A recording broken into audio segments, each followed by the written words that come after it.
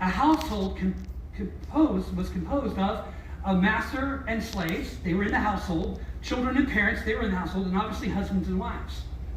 Right? They all constituted a household. So what Paul's addressing is basically the home units of the average church member here in Ephesus. But these divisions, husbands, wives, parents and children, masters and slaves, they were first addressed as in that context by Aristotle.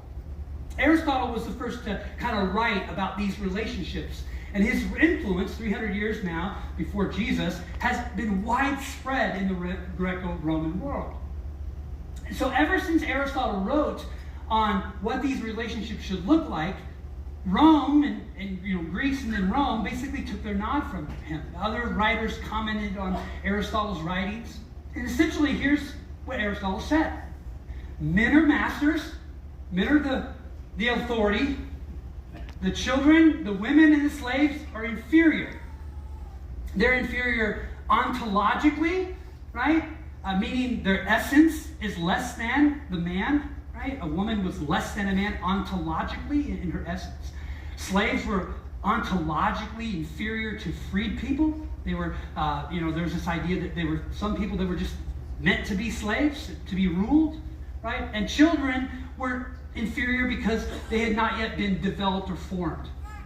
So this is a very different culture than we experience today. But in the ancient world, that was the idea. Men ruled. And so as we see Paul using these same three groupings, we can see that Paul's directly addressing this larger culture. But he does something very interesting. And I want to show you this. First thing Paul does is he addresses the weaker member of the couple first, of the coupling first.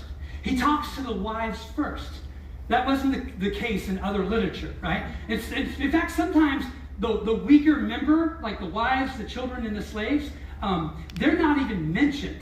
They're just like, they're almost beneath mentioning, right? So typically what you have is all the literature be written to say men. And basically, men just rule. Keep your wives under control, Not really anything directly written to women, not anything really directly written to children, certainly not anything directly written to slaves, other than you better just listen to what your master says. And so Paul instead begins with the weaker member of the parent.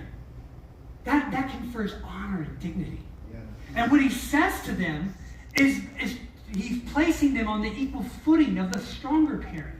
Yeah. So that's really fascinating.